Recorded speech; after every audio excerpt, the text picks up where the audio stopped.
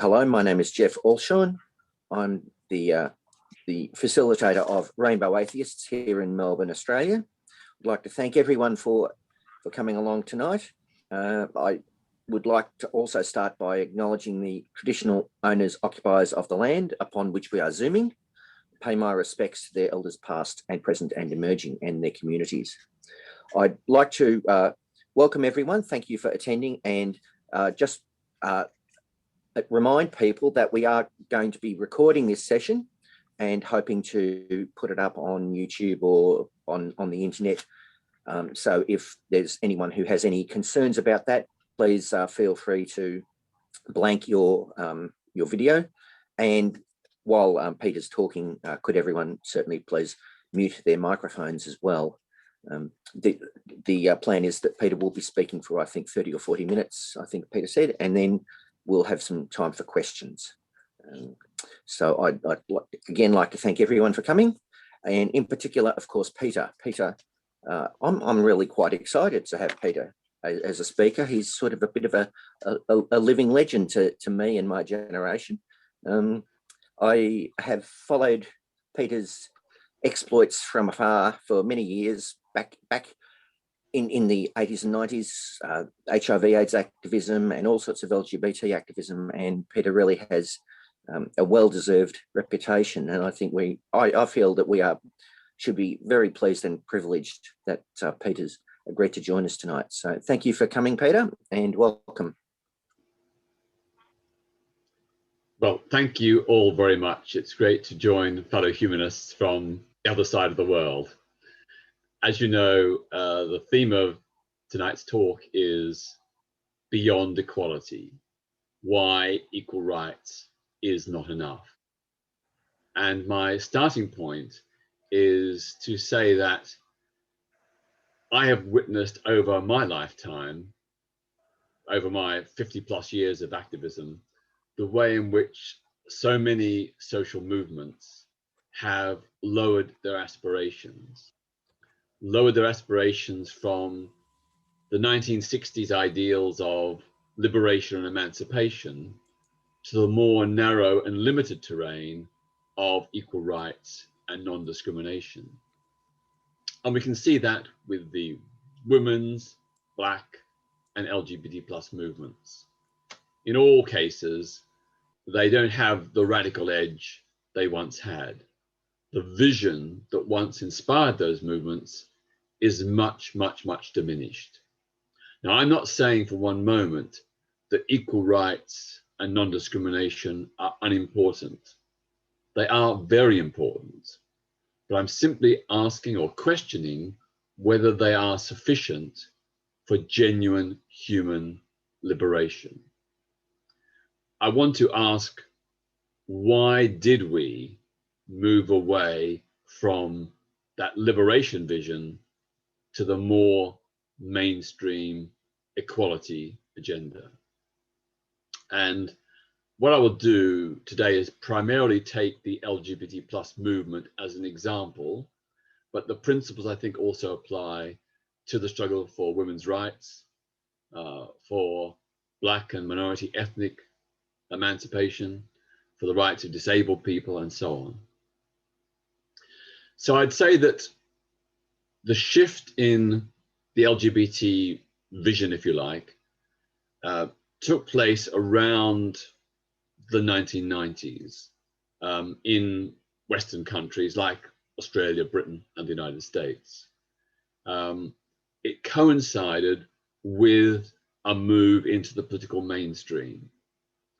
There seemed to be a symbiosis between greater acceptance and legal reforms, albeit quite limited back then, between those concessions, if you like, and a compromise within our own community. It's almost as if we felt that liberation, a true vision of what sexual and gender freedom could be, was too big a goal, too difficult, too distant, too much of a struggle, so that we were prepared to settle for the more limited and immediate possibilities of equal rights and non-discrimination.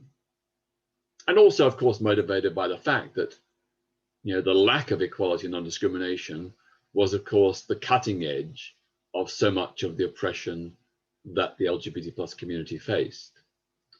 So what we really did was move away from defining our needs on our terms as LGBT plus people, and instead move more into accepting the status quo, into conforming to the mainstream heterosexual consensus.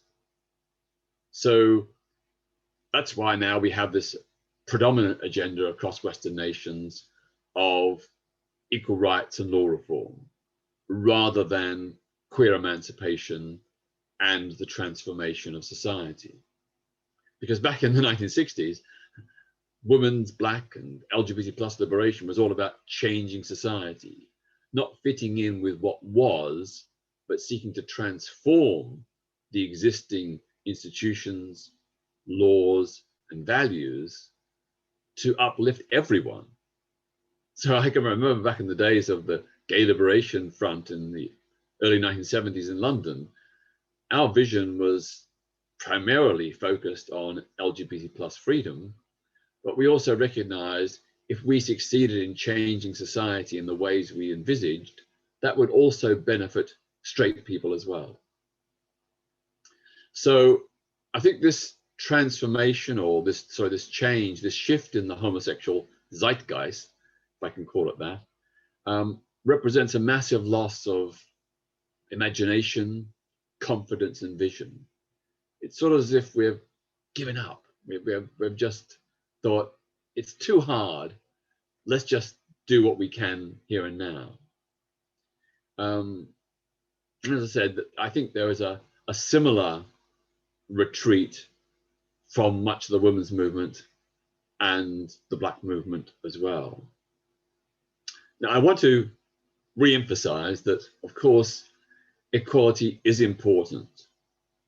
It is an advance, it is progress, but it has its limitations. It's not the panacea that many people claim. Equal rights for LGBT plus people inevitably means parity on straight terms.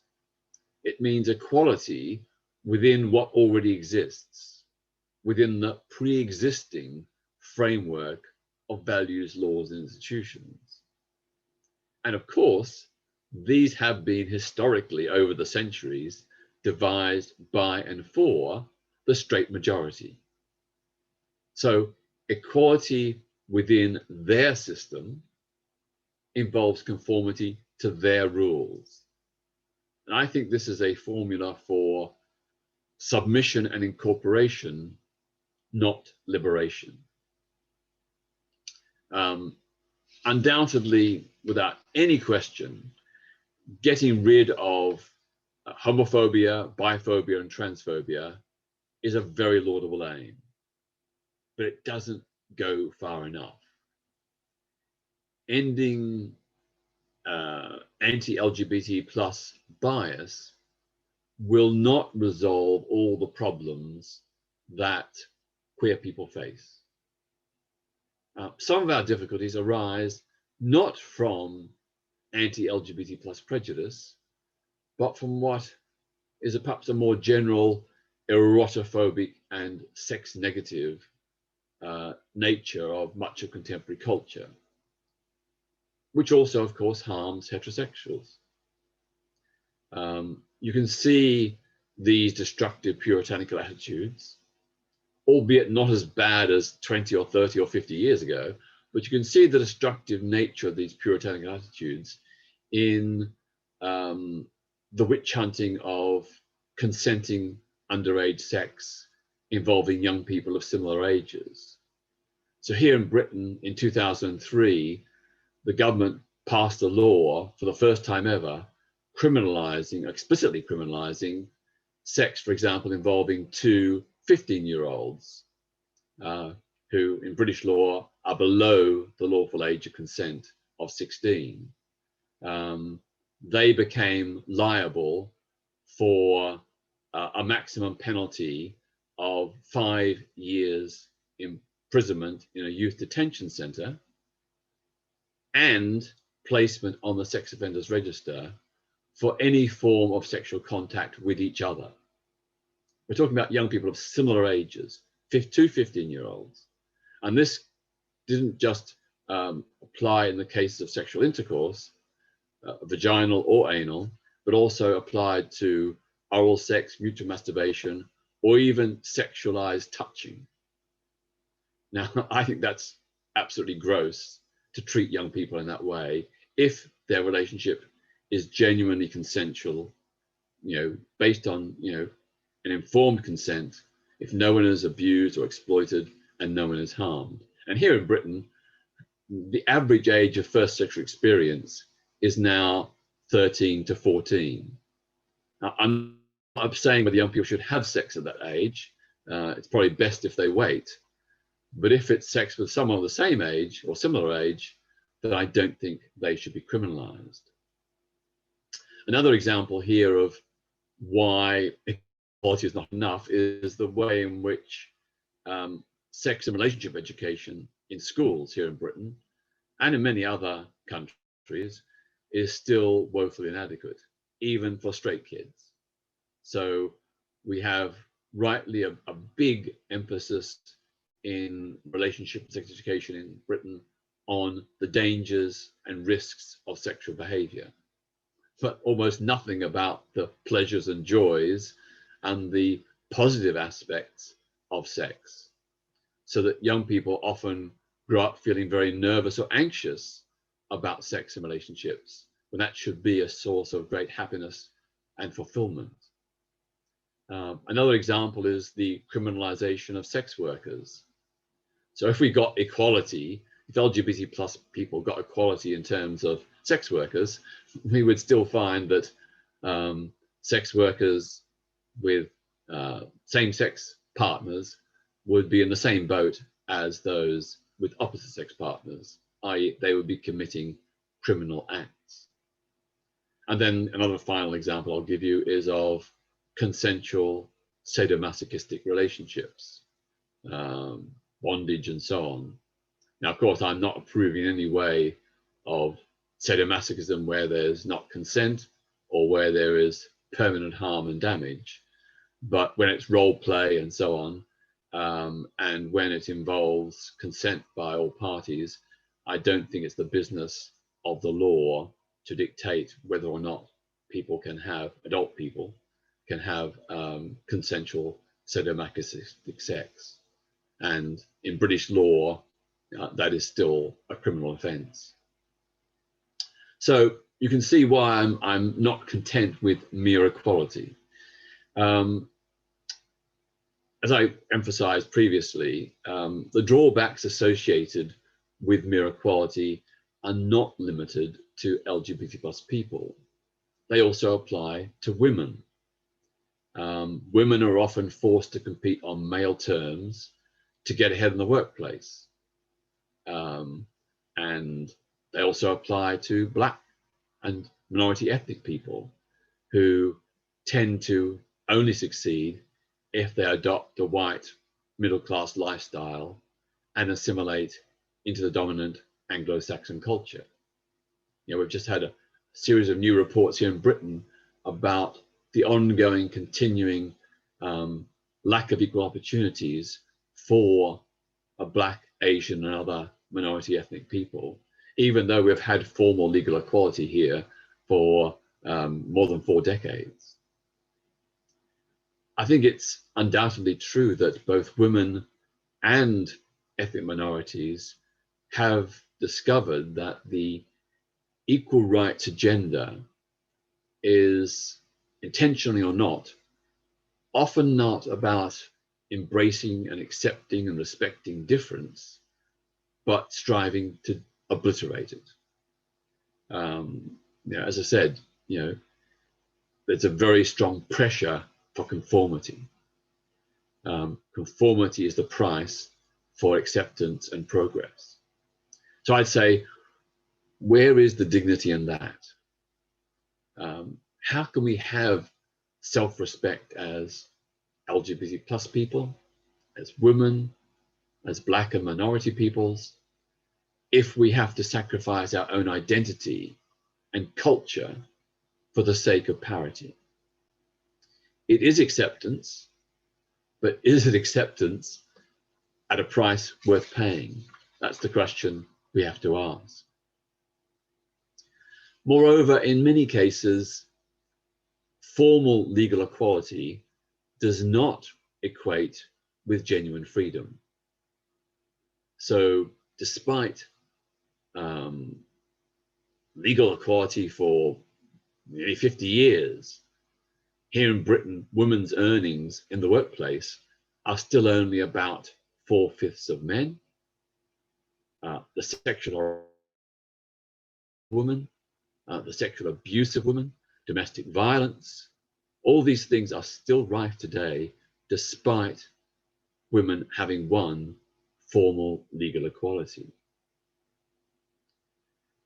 If we look at Black and minority ethnic people, take, for example, the United States, more than half a century after the end of racially discriminatory statutes in the United States, the informal segregation of Black and white communities in certain parts of the US is as great as in the 1950s. It's not enforced by the law, it's enforced by economics, by class, by income, by people choosing to live in certain particular communities and not selling their properties to people of other races. The Black underclass in the United States is today locked out of economic success to a very similar degree to what it was way back at the start of the civil rights era. And of course, we have witnessed, the ongoing, tragic, heartbreaking, and enraging police killing of so many unarmed Black people in the last 2 and 3 years. Which, of course, is nothing new. It's just that the incidents are now being reported and public protests are taking place.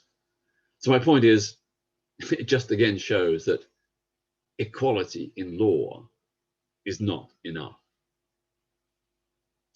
I think these lessons from the women's and Black movements are lessons that LGBT plus people ignore at our peril. We've seen the limitations that they've suffered. We shouldn't repeat that mistake. Now, I would say that a similar fate awaits us if we uncritically pursue equality. We will end up with equal rights, that's true. And certainly in Britain, Australia, the United States, a huge measure of equality has been won.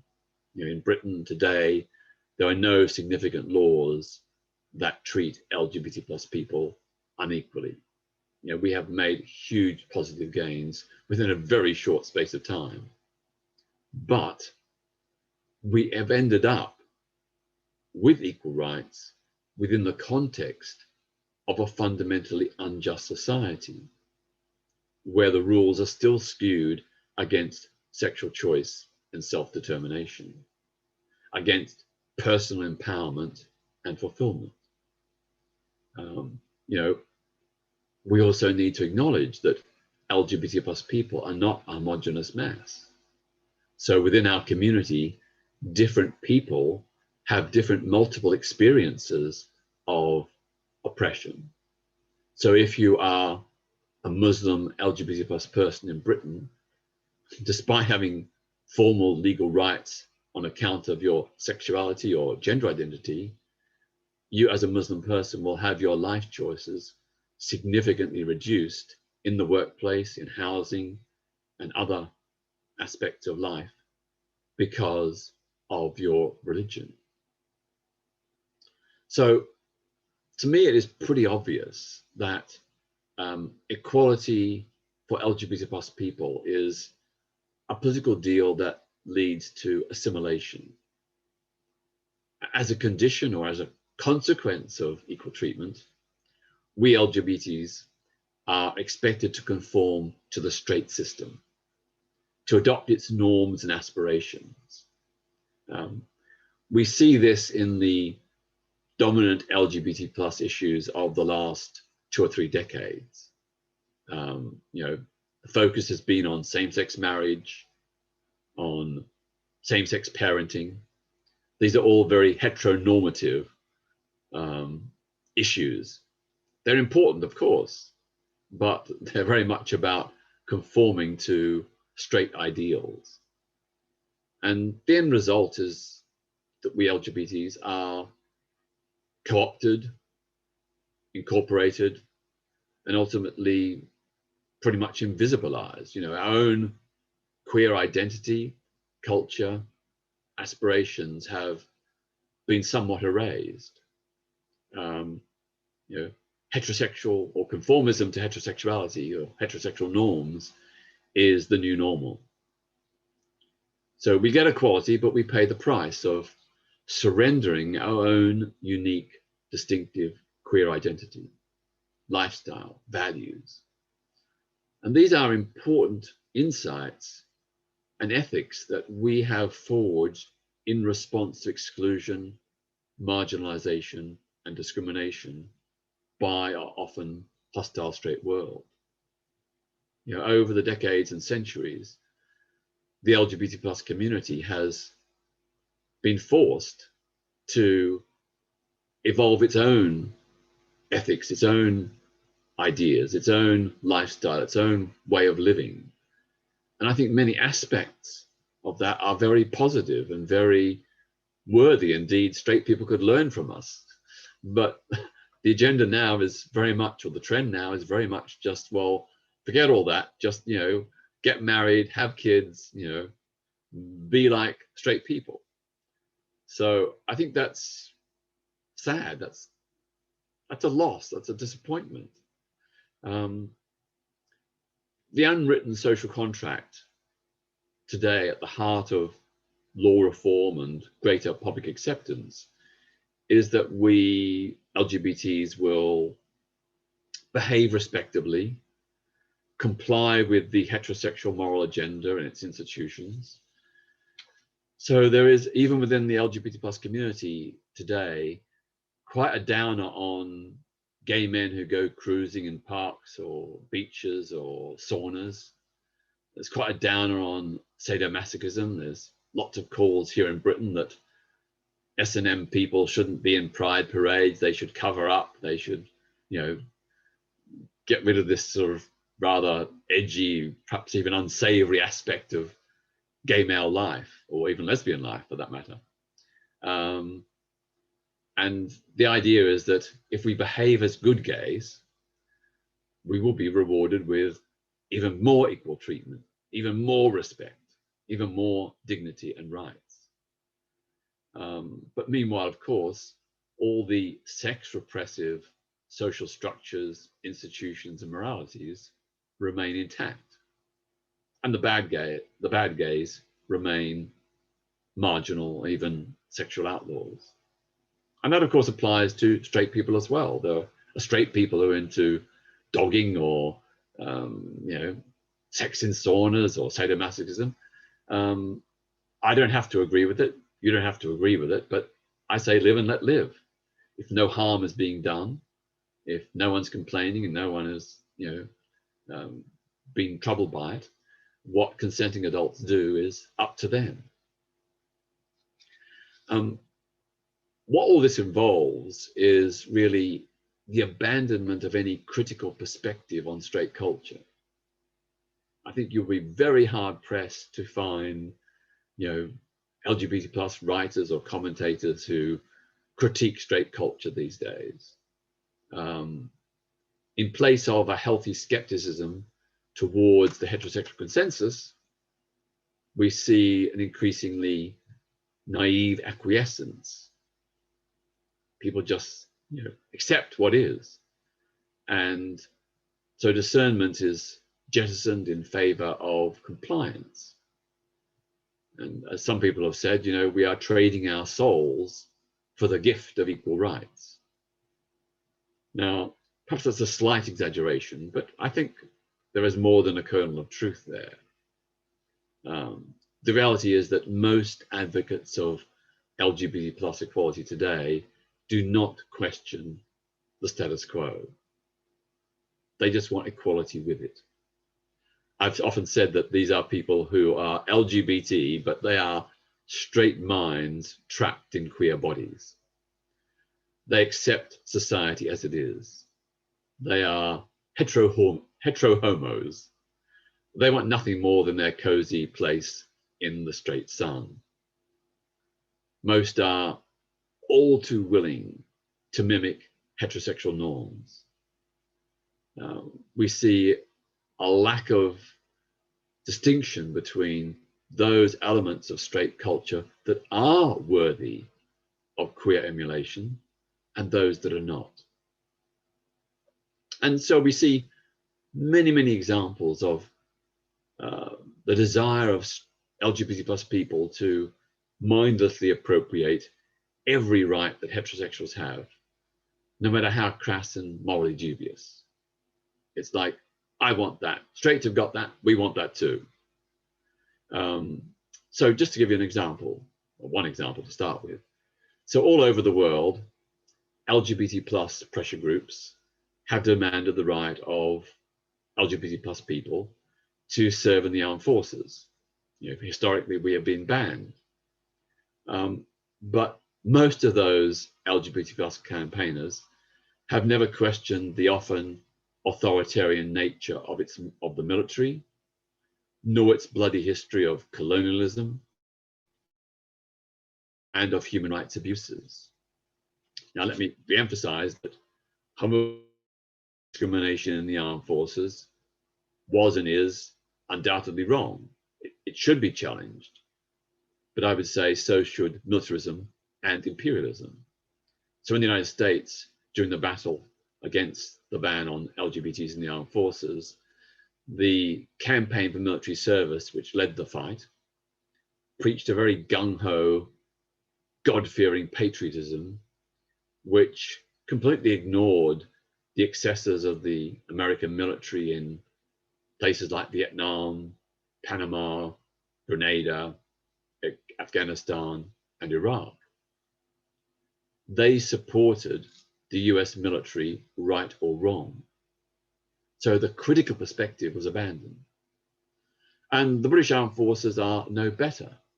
You know, after the Second World War, they were used to suppress legitimate national liberation struggles in colonies like Malaya, Kenya, Aden, Cyprus, and Ireland.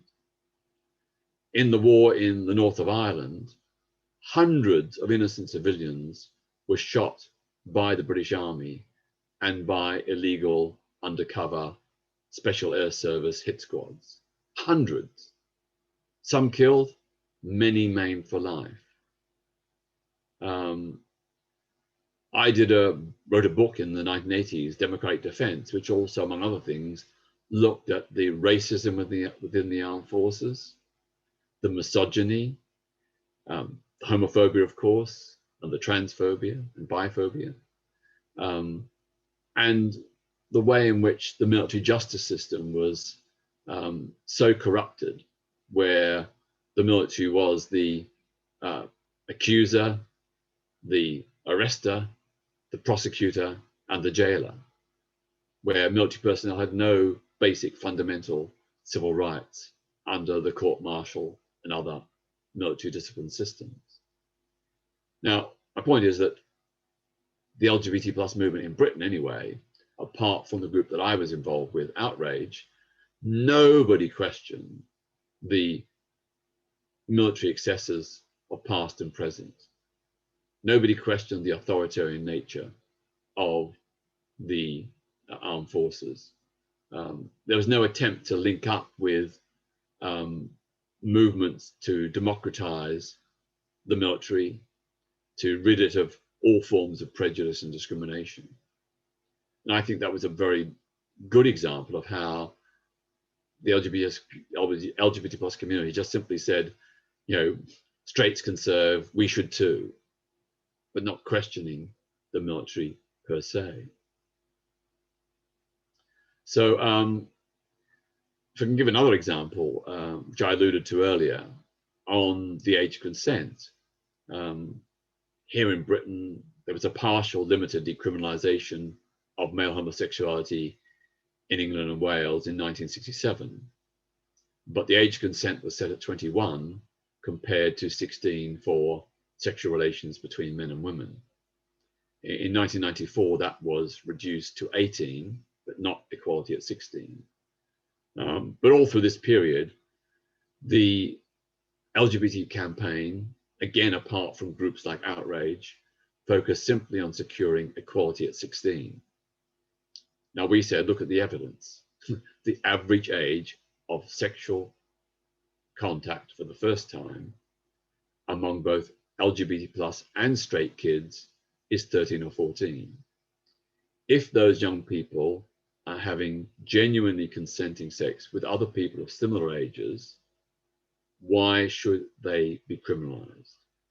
They need counseling, education, yes, but not criminalization.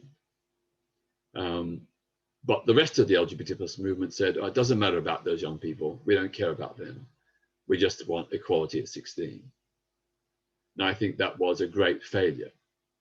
And it's true that the level of prosecutions is very low, very, very low. But to have hanging over a young person, as I said, say 2 15-year-olds who have consenting sex, to have hanging over their heads the threat of criminalization, the threat of placement on the sex offenders register alongside rapists and pedophiles, that is profoundly shocking and indeed wrong. If I can give another example, the battle for marriage equality. Again, obviously, the ban on same-sex marriage was wrong. It was discrimination and rightly should and was fought against. But again, the question is the marriage model the right one for LGBTs or for straight people? We had in Britain eventually secured civil partnerships in 2004. And so the battle for same-sex marriage continued and was not finally won until 2013. But having said that, again, OutRage and myself were very much the fringe of the LGBT plus community who said, well, yes, of course you want equality. Of course you want to end this discrimination. But let's have a think about this institution. I mean, marriage. We shared the feminist critique. We said that historically marriage was not about love and commitment. It was about property and about men controlling women. So, when marriage was first devised, it was basically a property contract to ensure the inheritance of property through the male line from father to son, and an instrument for the sexual control of women, that a man would then have a woman as his property and as the sexual object, along with all the other objects and properties he owned as something to be controlled. So marriage has a very ugly and oppressive history. It also has, of course, a history of male control of the family, not just of women, but of children too. And within the family has historically been the site of so much oppression of LGBT plus people, rejected by our families, abused by our families, disowned by our families. So marriage is not this great paradise, this great safe haven, or at least not for everyone, and historically not for LGBTs. Having said that, of course, people will say, well, look, marriage has changed now, it's different. And that's true, it has evolved. But it was only, I think, about a decade ago that rape in marriage was outlawed here in Britain. Up until a decade or so ago, men still had the legal right to rape their wives within a marriage. And there were still other residues. Look at the language, husband and wife.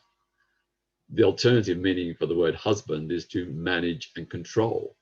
And that is exactly what historically men did to women, manage and controlled them. Look at the tradition of the father of the bride giving away his daughter to the husband-to-be. It symbolizes the passing of a woman from one man to another. So this misogynistic history and tradition is something that really I think we ought to question and not accept. But a lot in the LGBT plus community said, no, marriage is what we want. You know, straights have got it, we want it too. I think that even among many heterosexual people, there are increasing questions about marriage as an institution. So the irony was in the very era that LGBT plus people were seeking marriage, straight people were abandoning it. So the marriage rate now in Britain for heterosexual couples is the lowest it's been for decades and decades. More and more couples choose just to live together with each other, you know, saying that our love is enough. You know, so we have to question marriage. And again, OutRage and myself came up with an alternative idea. While we wholly support the right of everyone, same sex and opposite sex, to have a civil partnership or a marriage if they wish it, that's their right, they can choose that.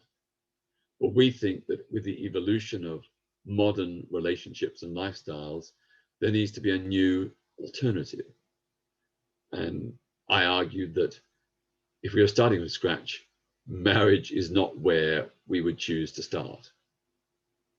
So what I proposed was an alternative, what I called a civil commitment pact, which was eventually adopted in a form in the Relationships Act 2004 in Tasmania. But my version was slightly more radical, but you know, I'll talk it through. Under this system, under the Civil Commitment Pact, as an alternative to marriage and civil partnerships, couples will be able to nominate any significant other in their life as their next of kin and beneficiary in the event of their death. They could nominate a partner, a love partner, or if they were single, they could nominate a favorite niece or nephew, a lifelong best friend. You know, they could choose whoever they wanted to. And that gets away from the discrimination that currently exists against single people. Single people do not have the right, as do civil partners or marriage partners, to automatically have, or by choice, someone nominated as next of kin. They don't benefit from inheritance tax relief. So if they die, their beneficiaries will have to pay the full whack of inheritance tax, whereas a civil partner or a marriage partner gets a huge tax-free allowance for their surviving beneficiary. So that's one issue. The other aspect of my Civil Commitment Pact is that it would allow a couple in a relationship to pick and mix from a menu of rights and responsibilities. Now, with civil partnerships and marriage, partners just, you know, it's just there. It's one size fits all. The contract it's set in stone. It's the same for everyone. There's no opportunity to amend it or adapt it or evolve it. Under my system, partners would be able to pick and mix from a menu of rights and responsibilities to create a partnership agreement tailor-made to their particular needs and experiences. So this recognizes that some partners live together, others live separately. Some share their finances, others maintain financial independence. Some have kids, others don't. So there's a huge variety of different types of relationships. And this system would allow partners to create from a list of rights and responsibilities a tailor-made agreement suited to their particular needs. So I think that's a much better way to go. That's trying to move the dial beyond the limited equality agenda, beyond the mere conformity with what exists. So perhaps to finish, I will finish with a quote from Oscar Wilde. We are all in the gutter, but some of us are looking at the stars. And I believe that LGBT plus people, and indeed everyone, needs to rediscover the vision thing, needs to dare to imagine what society could be rather than simply what it is. Thank you so much.